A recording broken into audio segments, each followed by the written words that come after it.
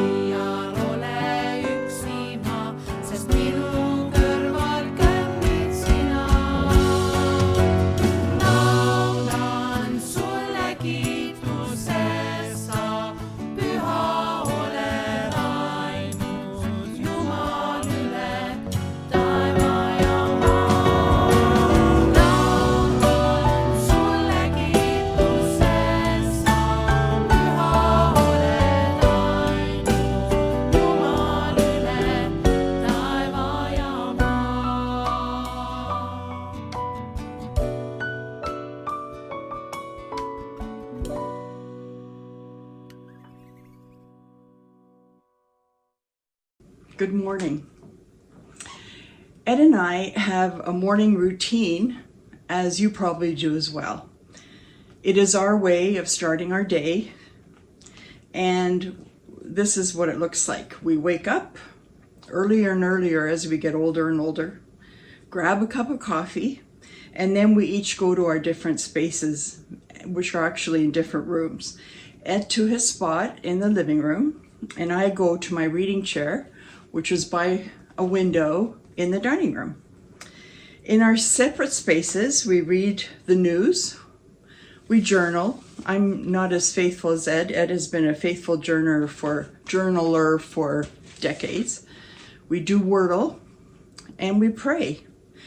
I usually start with the news, which probably isn't a great way to start the day. Today's headlines were, BC man kills wife and children before killing himself. Another one was what we know about the Toronto police officers implicated in corruption. And finally, Trump posts election conspiracy video with the Obamas depicted as monkeys. I admit that this is not the best thing to read first thing in the morning. I know for me, reading or seeing reels of all the horrible evils that happen in our world every day, or reading about the great divide that we have between people now in our world, saddens me and makes me anxious. So how do we make sure we are less vulnerable to what the evil one wants to do in our lives?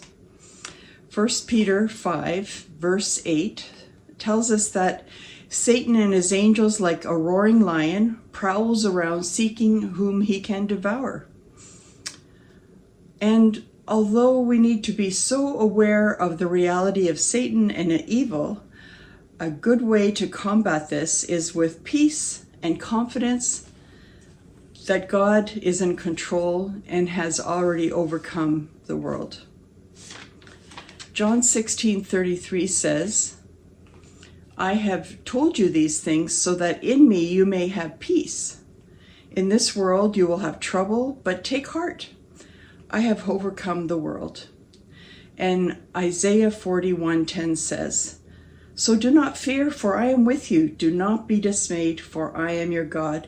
I will strengthen and help you. What is happening in the news is no surprise to God. So tomorrow, I think I will start my day by reading scripture and praying, and then I'll read the news so that I can take it in through the lens of the knowledge that God ultimately is in control.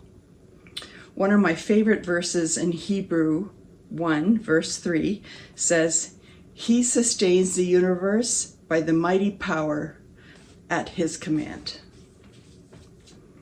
A song we sing at church here in Wasaga goes like this: Christ is my firm foundation, the rock on which I stand. When everything around me is shaking, I've never been more glad that I put my faith in Jesus, because he has never let me down. He's faithful through all generations. So why would he fail now? He won't. Let's pray. Lord, please fill us with joy and peace no matter what we are going through as we trust in you. Replace our anxiety with hope by the power of your Spirit.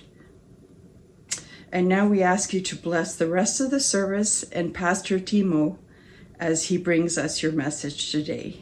In Jesus' name, amen.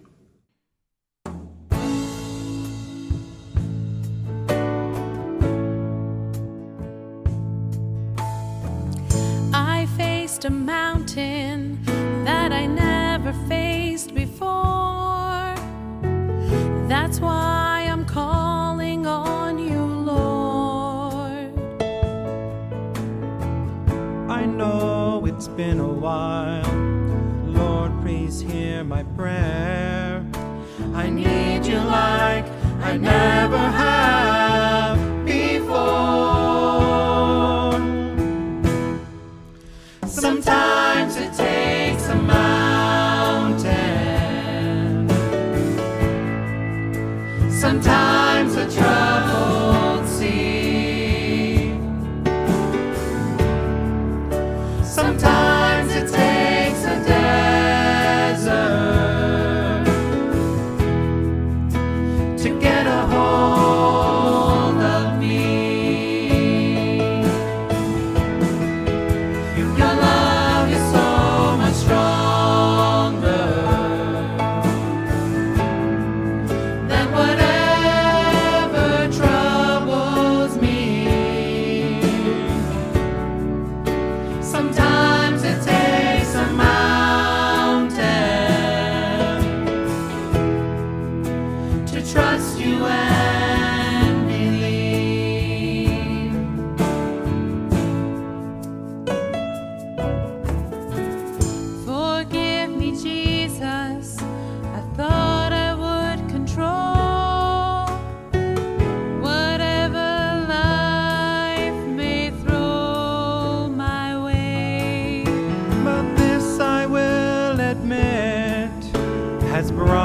to my knees.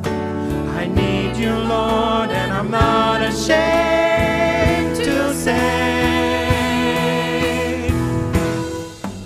Sometimes it takes a mountain, sometimes a troubled sea, sometimes it takes a desert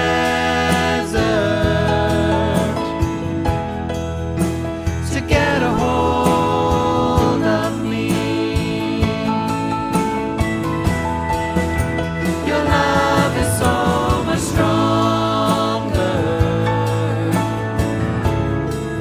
than whatever troubles me. Sometimes it takes a mountain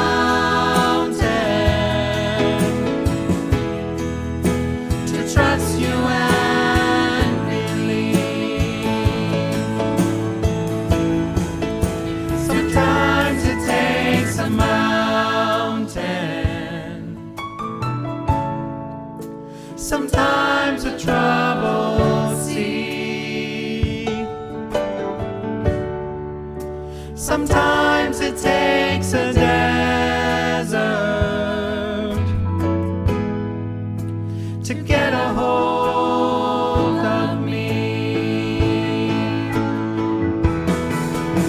Your love is so much stronger than whatever troubles me. Sometimes it takes a mountain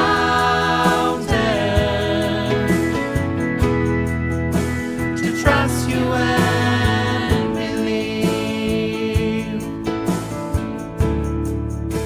To trust you and believe.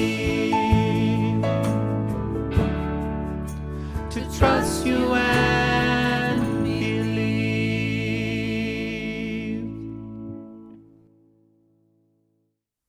Head sõbrad, täna ma tahan jagada sõjast. Ei mitte, ma ei tea, talvesõjast, esimesest maailmasõjast, teisest maailmasõjast, ei Vietnami sõjast, ei Iraagi ega Ukraina sõjast, vaid vaimulikust sõjast. Ja kui üsna sageli, vähemalt riigijuhtide tasandil, saavad riigid valida seda, et kas nad on osalised mingis suuremas sõjas või mitte, on ju võimalik valida neutraliteedi poliitika, nagu paljud riigid on ka teinud. Aga see sõda, millest mina tahan rääkida, see sõda, millest räägitakse Jumala sõnas, seal ei ole võimalust kuidagi neutraalseks jääda, sellepärast et meie vastu ja meie pärast on kuulutatud sõda. Seega me kõik, iga inimene siin maailmas on osaline selles sõjas. Ja sellepärast on oluline mõista selle sõja olemust ja mõista ka seda, et meil ei ole kuigi palju valikuid sõjas osalemise osas, aga meil on valikud, kelle poolel me osaleme. Ja jah, meil on võimalus ka valida, et me ei sõdi. Aga see ei tähenda, et me ei osale sõjas, vaid sellega me lihtsalt valime mõneti oma saatuse. No, kellele ei meeldiks kruiisid? Või no tegelikult ma tean inimesi, kellele ei meeldi kruiisid, kes ei suuda vee peal kuidagi loksumist kannatada. Minu jaoks on kruiis midagi väga ahvatavat. Ma pole kunagi käinud kruiisil. Võib-olla kui Tallinn-Stockholm välja arvata lihtsalt liikudes Tallinnast Stockholmi. Aga päris kruiisid kuskil Vahemere või Kariibi merel või kus iganes neid tehakse. Kruiisilaeva elu on selline muretu, sinu eest on kõik ära tehtud, jah, sa oled küll kõige sellest ränka raha maksnud, aga siis, kui sa seal juba oled, siis sa elad oma muretut, lõbusat, naudingu rikast elu. See tundub päris ahvatlev, eriti kui see võrrelda näiteks eluga sõjalaeval. kus on väga kindel kord, kus sa ei tea iialgi täpselt, mis järgmisel päeval juhtuda võib, sa ei tea, kas sa jääd ellu või uppud lainetesse. See on lahinglaeva või sõjalaeva elu. Ma tahaks enne, kui ma lähen Jumala sõna juurde ja vaatan seda vaimulikku sõjapidamist piibli kontekstis, ma tahaks tuua sellise võrdluse, mõtlemise võrdluse meile või võimaluse meil võrrelda oma elu või ka koguduse elu, et kas meie elu pigem sarnaneb kruiisilaeva eluga, kas meie kogudus sarnaneb pigem kruiisilaevaga või sõjalaevaga. Ja siis võite ise hinnanguid anda või järeldusi teha, et huvitav, milline laev see Jumala sõna kohaselt see meie elu või koguduse elu võiks või peaks olema. Kruiisilaev või sõjalaev. Kruiisilaeval on kõik reisijate jaoks tehtud võimalikult mugavaks, muretuks, et kõik reisijad tunneks ennast nii hästi kui võimalik. Nii et oluline ei ole nii palju eesmärk, kuhu jõutakse, et kindlasti sinna sadamasse, vaid eesmärk on, et see teekond oleks võimalikult nauditav. Sõjalaeval on kõik allutatud eesmärgile. Sõjalaev väljub mingi konkreetse missiooniga. Kruiisilaeval jaotuvad inimesed selgelt kaheks. Ühed on need, kellele makstakse, et nad teenindaksid neid, kes on siis maksnud. Ühed on tööl, teised on puhkusel. Sõjalaeval on kõik ühe missiooniga, ühel teenistusel. Kruiisilaeva sõit toob kehale ja hingele ajutist puhkust, rõõmu, meelehead. Sõjalaeva tõeline rõõm saabub siis, kui missioon on täidetud. Kruiisilaeval on muusika ja tants, need on meelelahutuseks. Sõjalaevalgi võib olla muusika, aga see on enamasti laeval teenivate meeste või naiste moraali üleval hoidmiseks ja lahingtegevuse soodustamiseks. Kruiisilaeval hindavad reisijad teenust, ehk siis nad annavad hinnangud, see mulle meeldib, see mulle ei meeldi, see hommikusöök mulle meeldis, see programm mulle meeldis, see ei aita mitte kuskile, kapten teeb hästi oma tööd või halvasti tööd. Nii et hinnatakse kaptenit ja meeskonda. Sõjalaeval mõistetakse käsu ja alluvuse liini väga selgelt ja missiooni nimel tuuakse ohvreid. Kruiisilaev on selleks, et täita kõiki reisijate vajadusi. Sõjalaev, selle meeskond on varustatud lahinguks. Kruiisilaeval peab olema kõik väga meeldiv. Sõjalaeval on kaalul elu ja surm. See, kas seal on midagi meeldivat või mitte, see on täiesti teisejärguline. No ilmselgelt iga pilt on puudulik ja siit ei saa väga mingisuguseid sügavale minevaid järeldusi teha ja võib-olla mõnel on mõttes veel neid võrdlusi, mida saaks kruiisilaeva ja sõjalaeva vahele tuua või mis on nende erinevused. Aga ma tõin need esile selleks, et meie hindaks enda elu. Kas me oleme kruiisilaeval või oleme pigem sõjalaeval? Kuidas on meie kogudusega? Kas meie kogudus on pigem kruiisilaev või sõjalaev? Ma usun, et me kõik oleme puutunud kokku kristlastega, kellel on, ma ei tea, nimetaks seda vaimulik ärevusseisund, kes on väga ärevil vaimulikult. Kogu aeg keegi ründab, kogu aeg püütakse nagu just vaimusfääris kallale tulla, rikkuda, lõhkuda. Saatan kogu aeg takistab, magasin hommikul sisse, saatan ründas, kuigi tegelikult jäid õhtul veidi kauaks filmi vaatama.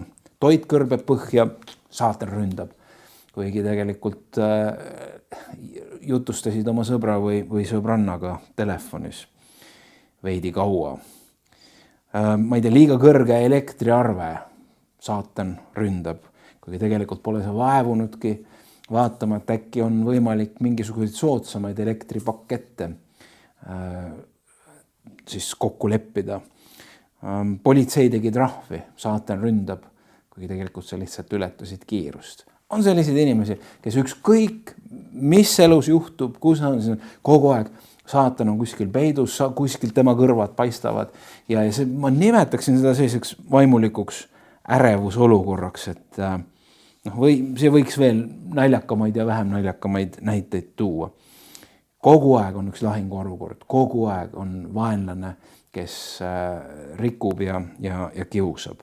No, üsna tihti on see seotud sellega, et tegelikult keeldutakse vastutust võtma oma elu eest ja siis aetakse kõik ka hingevaenlase kahela, et kus ma olin kaitseväes kunagi ja ma mäletan seda emotsiooni, kui ma öösel olin valves, me olime metsalaagris ja siis osad sõdurid olid vahetustega öösel valves ja kui sa seal jalutad oma relvaga ja sa tead, et potentsiaalselt võib vaenlane tulla ja väljas on pime, sa ei näe suurt midagi, vaid sa pead päris palju fantaasiat kujutama või kasutama, et sa midagi näeks.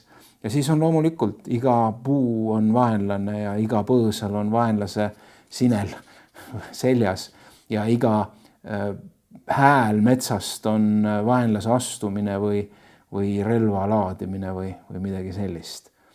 Ehk siis ärevus.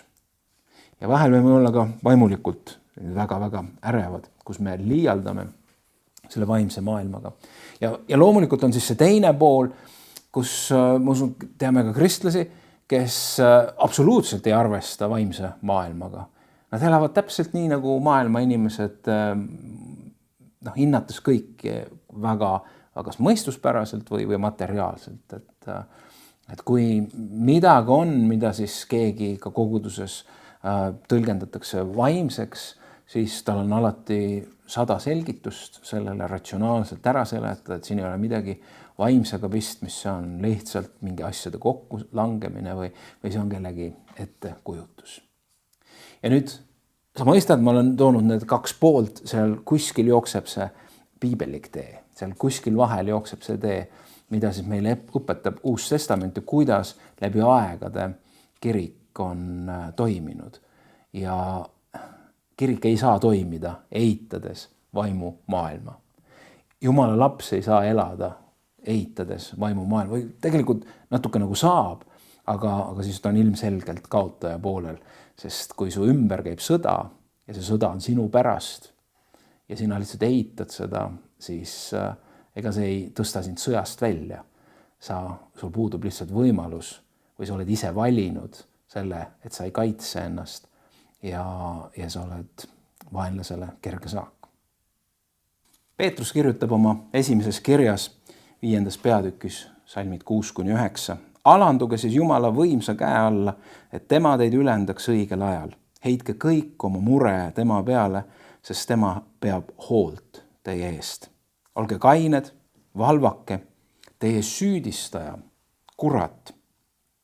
Käib ringi nagu möirgav lõvi, otsides keda neelata. Tema vastu seiske kindlalt usus, teades, et neid samu kannatusi on pandud kogema kogu kristlaskond maailmas. Selles kirjakohas oli juttu kannatustest. Peetrus kirjutab kannatustest. Et neid samu kannatusi on pandud kogema kogu kristlaskond maailmas. Siin ei ole nende kannatuste olemust või tagapõhja otseselt lahti seletatud, aga kui võtta laiemat pilti Peetruse kiri üldiselt, siis ta kirjutab päris palju kristlaste tagakiusust. Kristlasi tõrjuti, neid koheldi ebaõiglaselt, neid naeruvääristati, esitati valesüüdistusi ja nii edasi. Ja kui me mõtleme veel edasi seal ajaliselt, kui keiser Nero tuli valitsema, siis algas kristlaste suhteliselt massiline ka vangistamine ja tapmine ja neid tapeti areenil ja algas selline süstemaatiline verine terror ka kristlaste vastu. Aga juba tundub, et eelneva aja kohta Peetrus kirjutab, et on ühed kannatused. Ja ta ei ütle siin otseselt, et need kannatused on saatana töö. Kuigi, kui me mõtleme jällegi kannatuste olemasolu ja kui on tegu kellegi tagakiusamisega, siis ilmselgelt tema on selle taga. Aga Peetrus otseselt seda ei ütle, aga ta ütleb, et kui need olukorrad tulevad, kui need asjad sünnivad, siis tuleb saatan ja süüdistab. Või siis tuleb saatan ja ta möörgab nagu lõvi, ehk ta süüdistab ja hirmutab. Ja otsib neid, keda siis alla neelata. See on üks vaimne rünnak, see on üks vaimne töötlemine, et see kõik on liiga raske. Me ei oskagi tõenäoliselt olukorda ennast panna, milles nemad elasid.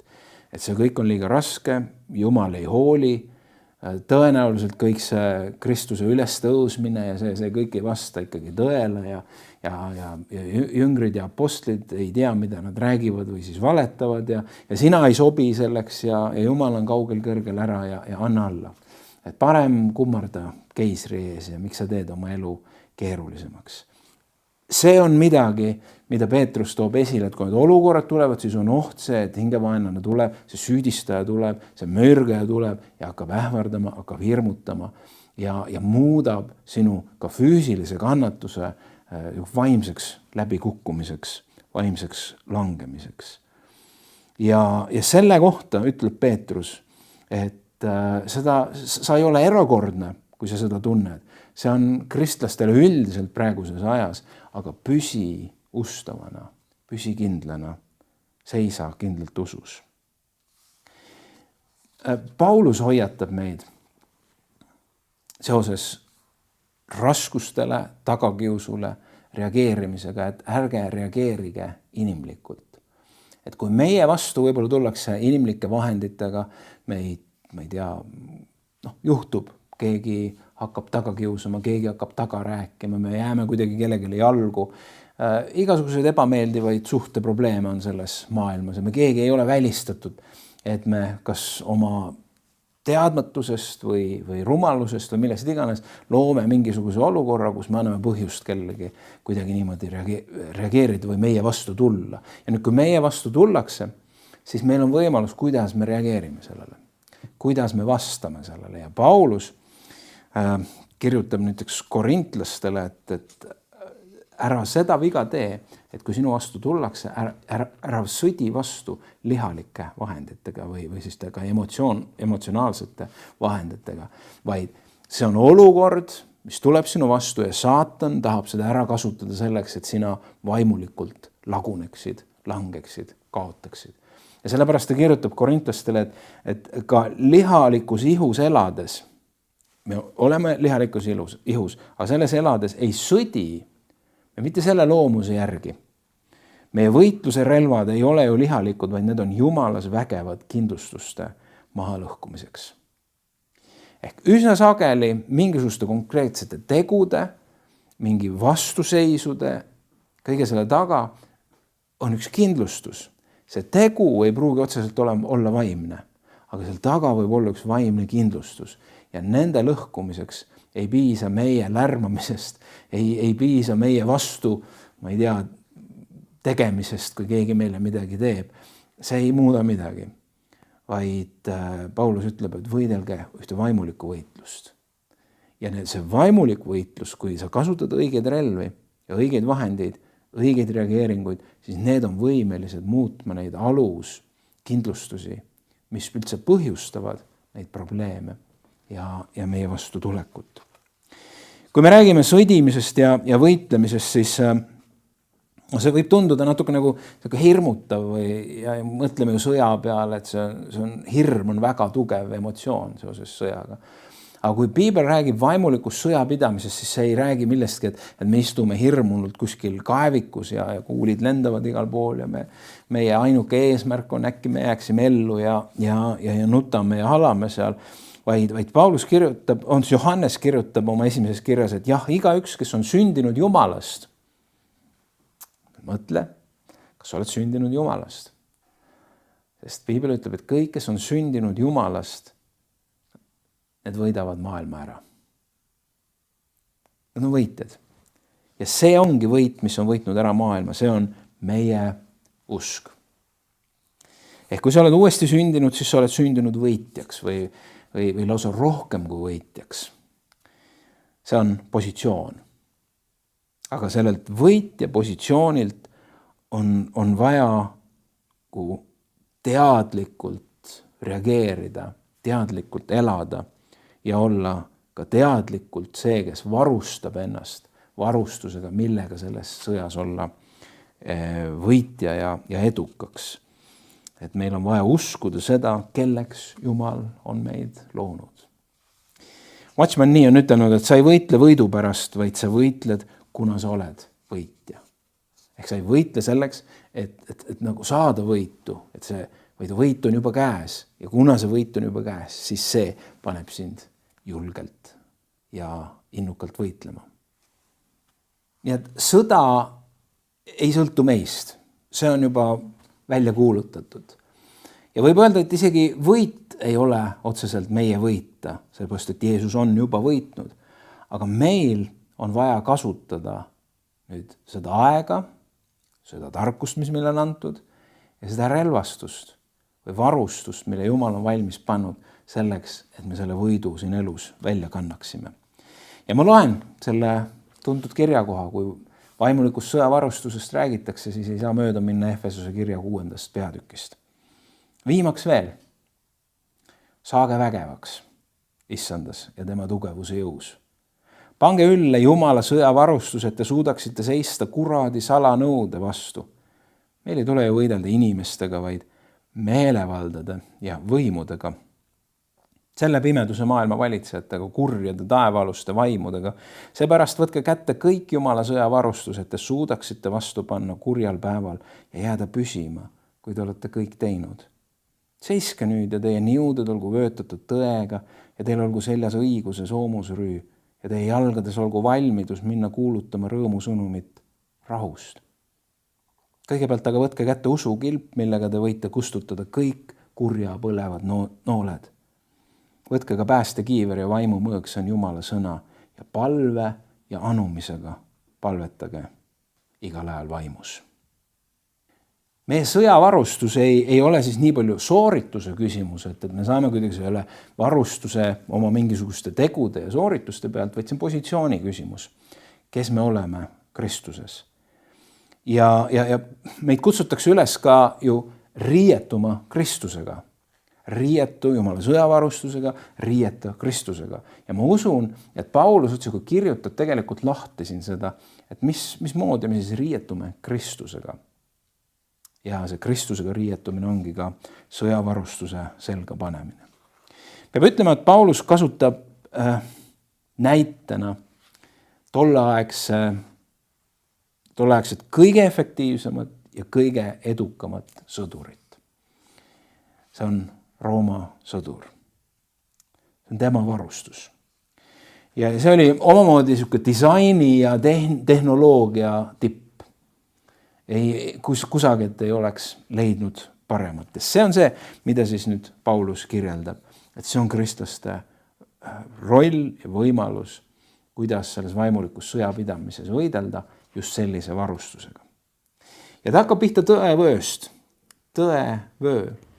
Ja sellel on kindlasti kaks põhjust. Üks põhjus on see, et kogu see Rooma sõduri varustuseks ta ikka vöökeskne oli, et selle küljes rippusid selle külge kinnitati paljud teised varustuse osad.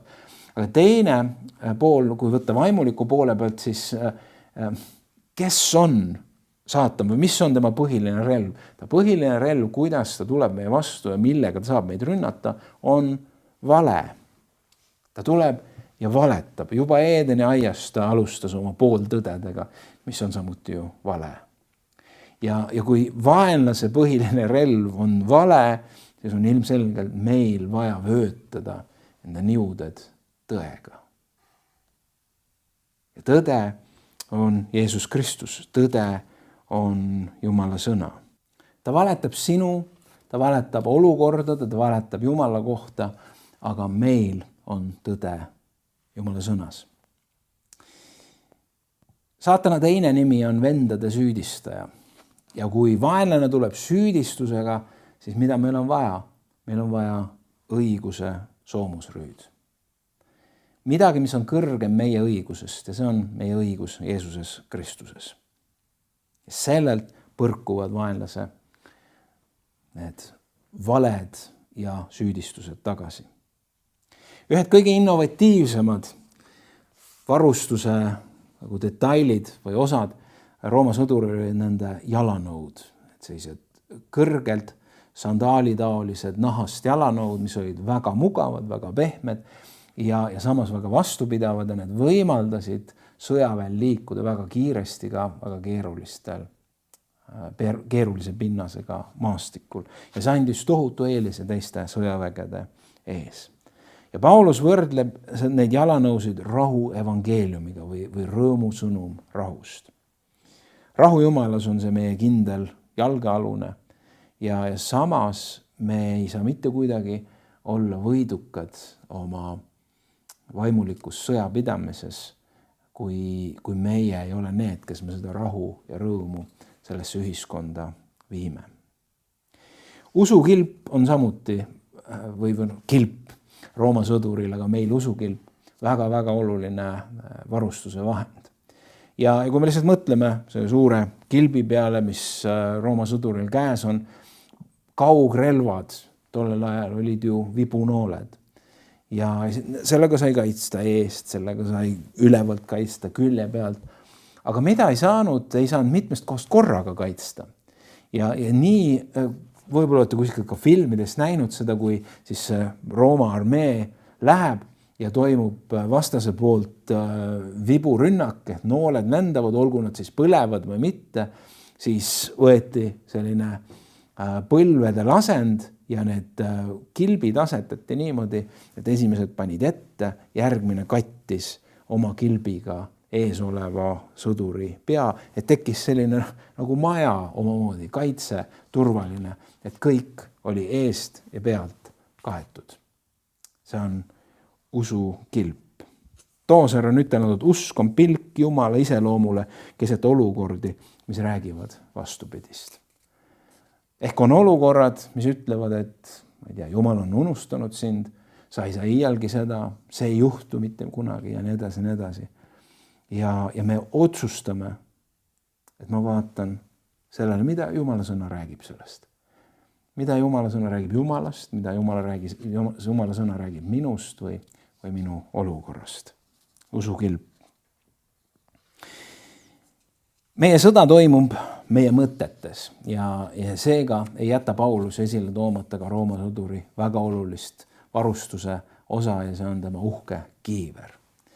Ja see uhkus ei olnud mitte eesmärk nii palju, vaid see, mida ta tegi. Ta kaitses meie pead. Ja peas toimuvad mõtted. Ja nii on meie päästekiiver ka üheks kaitsevahendiks meie vaimulikus sõjapidamises, kuidas kaitsta oma mõttemaailma, sest suurem osa sellest lahingust just seal toimub meie mõttemaailmas. Aga meie, kes me oleme päevalapsed, olgem kained, rõivastatud usu ja armastuse kaitserüüga ning päästelootuse kiivriga, kirjutab Paulus Thessaloniklastele. Ehk see on usk ja lootus selle peale, et see, mida Jumal on alustanud, see minu päästetöö, seda ta ei jäta pooleli. Isegi kui see hingevaenlane, süüdistaja ja valetaja ütleks ühte või teist, Jumal ei jäta pooleli, vaid ta viib lõpule selle, mille ta on alustanud. Ja ma ei pea kartma. Ma ei pea kartma ka hingevaenlase valesid. Ja kui kõik on mainitud kui kaitsevarustus, siis Paulus toob esile ka mõõga. Ja mõõka saab kasutada kahel moel, ta võib olla kaitseks, aga ta võib olla ka rünnakuks. Jumala sõna. 2. Timoteuse 3.16 ütleb, kogu püha kiri on Jumala sisendatud ja kasulik õpetamiseks, noomimiseks, parandamiseks, kasvatamiseks õiguses, et Jumala inimene oleks täiesti varustatud ja valmis igale heale teole. Mõni on muidugi leidnud, et see tähendab seda, et me peame selle maailmaga kõikjal piibliga võitlema. Piibel käes. Piltlikult või otseselt, ükskõik kui keegi mingit arvamust avaldab, siis meie kohustus on kindlasti mõni piibli kirjakoht vastu panna või kui on üks-ühele vestlus, siis tuleb kasuks ka ummika piibliga korra vastu pead lajatame. Mitte otseselt vaevalt keegi nii arvab, aga just nimelt see kuidagi pidevalt peame tõestama, pidevalt peame õigustama, pidevalt peame vaidlema ja Jumala sõna põhjal ja Jumala sõna ka. Tuleb meeles pidada ka seda, et midagi, mida Jeesus rääkis pärlite heitmistest kellegi ette ja siin on ka palju tarkust vaja. Aga fakt on see, et pühakiri on Jumala sisendatud, ta on kasulik õpetamiseks, noomimiseks, parandamiseks, kasvatamiseks, et Jumala inimene oleks hästi varustatud. Ja Heebrea kirja autor ütleb veel võimsamalt, et Jumala sõna on elav, ta on tõhus, vahedam kui ükski kaheterane mõõk ja tungib läbi, kuni ta eraldab hinge ja vaimu, liigesed ja üdi ning on südame, meelsuse ja kaalutluste hindaja. Ta teeb ühe nähtamatu töö vaimu maailmas. Et piibliga ei pea füüsiliselt päid lõhkuma. Jumala sõna vastu võtmine ilmutab meile tõde. Iseenda, oma olukordade ja Jumala kohta. Ja saatan vihkab seda. See on talle väga ebameeldiv, see on talle ohtlik. See on ta õudusunenägu, kui me saame teadlikuks oma patust. Või veel enam, kui me saame teadlikuks sellest armust, mis on Jumalal meie suhtes. Aga see tuleb läbi kuuldu, Jumala sõna kuulmise. Paulus lõpetab varustuse kirjeldamise palvega mainides palvet ja ta ütleb, et palve ja anumisega paluge igal ajal vaimus. E.M. Bounds on ütelnud, et palve ei ole lahingu ettevalmistus, vaid palve ongi lahing. Ja kes on palunud ja ka palve võitlust pidanud, see mõistab seda, mis see tähendab. Palve pärast käib meie elus suur lahing ja palve ise on üks lahing. Ja seda võib väga mitmeti võtta, aga tavaliselt me oleme mõtelnud niimoodi, kui me seda nimekirja loeme, et kõik need usukilbid ja kõik need järjest tulevad ja siis lõpus on ja palvetage ka siis, et need ikka toimiks need asjad kõik, et siis nii-öelda pange kirss tordile. Aga võib-olla on see hoopis sedapidi, et meie kutse on võidelda palves ja selleks, et me suudaks seda, selleks peab olema meil see tõevöö ja õiguse soomusrüü ja päästekiiver ja usukilp ja vaimumõõk. Võib-olla on see hoopis sedapidi. Tuntud ülistuslaul, mida on ansambel Petraga kuulsaks laulnud, ütleb: taevases sõjavarustuses me siseneme maale, see lahing kuulub Issandale. Ükski relv, mis on tehtud me vastu, see ei jää püsima. See lahing kuulub Issandale. Me laulame au ja kiitus, vägi ja jõud olgu sul. Me laulame au ja kiitus, vägi ja jõud olgu sul. Kui pimeduse vägi tõuseb kui tulvavesi, siis see lahing kuulub Issandale. Tema tõstab lipu, tema verevägi, see lahing kuulub Issandale. Hea sõber, mis iganes lahingutes sa ka oleks. Kas need on füüsilised lahingud sinu vastu või hingelised või vaimsed lahingud, on ilmselge, et hingevaenlane tahab läbi selle tuua sulle kõikides muudes valdkondades ka läbi kukkumist ja hävimist, aga eeskätt sinu vaimset langust, vaimset taganemist, mahajäämist. Aga sa tea, et Jumal on varustunud sind sõjavarustusega. Ja selleks ei ole vaja minna sõjakooli ja 3 aasta pärast kunagi või nüüd ma olen valmis, vaid sa saad usus praegu haarata kinni sellest. Ja hüüda Jumala poole. Jumal, aita mind, ma tahan varustada, ma tahan selga panna praegu, ma panen praegu tõevöö. Ma panen praegu selga õiguse soomusrüü. Ma võtan kätte usukilbi, ma panen päästekiivri ja ma võtan kätte vaimumõõga. Ja ma palun, ma hüüan issand sinu poole, aita mind minu võitlustes. Sina oled teinud mind rohkem kui võitjaks. Öeldes lõpetuseks vaimulikust sõjapidamisest, siis see on reaalsus, mida me ei tohi eirata.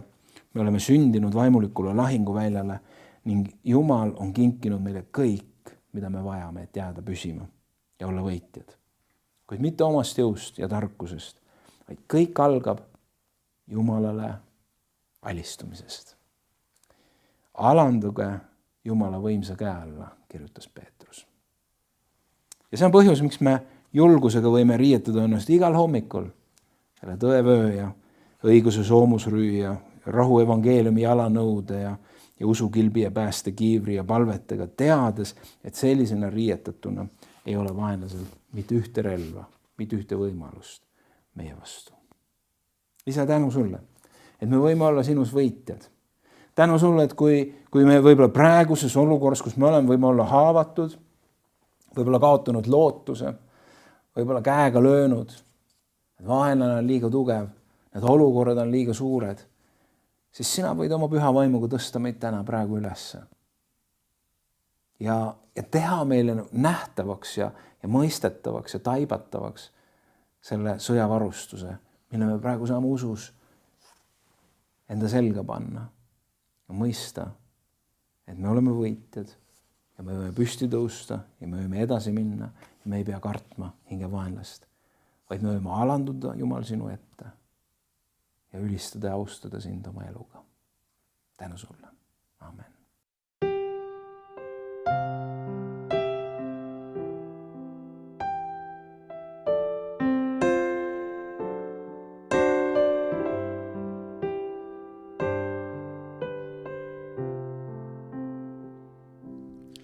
Christ beside me, Christ before me, Christ behind me, King of my heart, Christ within me, Christ below me, Christ above me, never to part. Christ beside me, Christ before me, Christ behind me, King of my heart, Christ within me, Christ below me, Christ above me, never to part. Christ within me, Christ below me, Christ above me, never to part. Me tuleme Kristuse laua äärde, et mäletada tema surma ja ülestõusmist. Isa, me tuleme sinu kaetud laua äärde aukartuses ja tänus. Issand, me ei taha tulla määritud eluga, seega tahame andeks paluda oma patud, tehtud ja tegemata teod, mõeldud mõtted, räägitud sõnad, mis ei ole austanud sind ning me tahame pöörduda kõigest valest ja kurjast.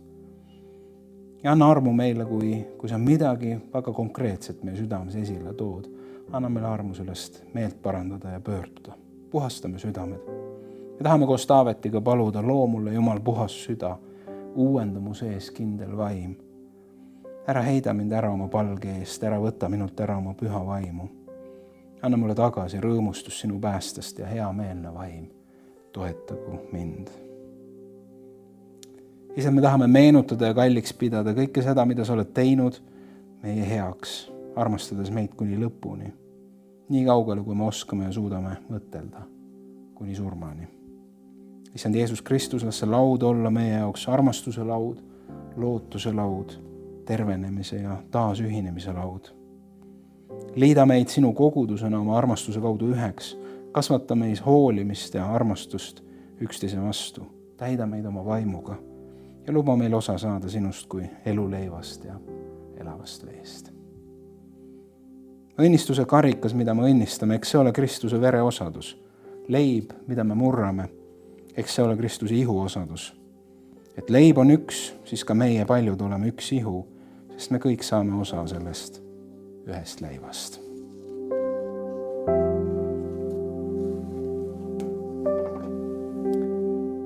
Issand Jeesus Kristus, sel ööl, mil ta ära anti, ta võttis leiva, ta tänas ja murdis. issand, me täname sind sinu ohvri eest, me täname sind sinu murtud ihu eest. Me täname, et selles murtuses, et sina lasid ennast murda, selles meie võime vastu võtta tervist ja terviklikkust. Issand, õnnista seda leiba oma koguduse heaks.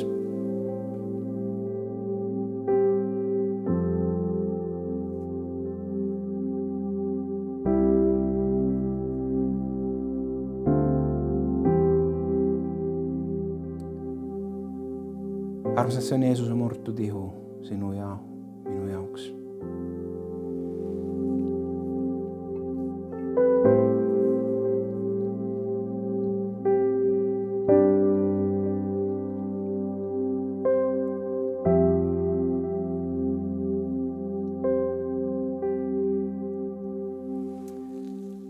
Sel samal kombel võttis Jeesus ka karika pärast õhtu söömaaega, ütles, see karikas on uus leping minu veres. Nii sagedasti, kui te sellest joote, tehke seda minu mälestuseks, sest iga kord, kui te seda leiba sööte ja karikast joote, kuulutate te issanda surma, kuni tema tuleb. Issandas see mahl või vein, mis sümboliseerib sinu valatud verd. Kas see ole midagi, mis ühendab meid täna selle väega, mis on sinu veres? Tänu sulle, Jeesus, sinu valatud vere eest, mis puhastab, pühitseb ja annab väge elada sinu tahte kohaselt. Las see olla õnnistuseks ja väeks sinu kogudusele. Armsad, see on Jeesuse veri, mis on valatud sinu eest.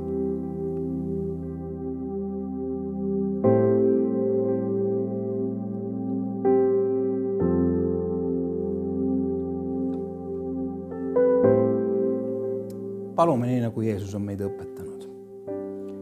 Meie Isa, kes sa oled taevas, pühitsetud olgu sinu nimi. Sinu riik tulgu ja sinu tahtmine sündigu nii nagu taevas, nõnda ka maa peal. Meie igapäevast leiba anna meile täna päev ja anna meile andeks meie võlad, nii nagu meiega andeks anname oma võlglastele.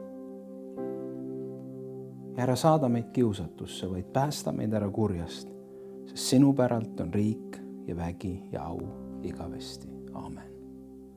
Issand, õnnistagu sind ja hoidku sind. Issand, lasku oma pale paista sinu peale ja olgu sulle armuline. Issand, tõstku oma pale sinu üle ja andku sulle rahu Isa, Poja ja Püha Vaimu nimi.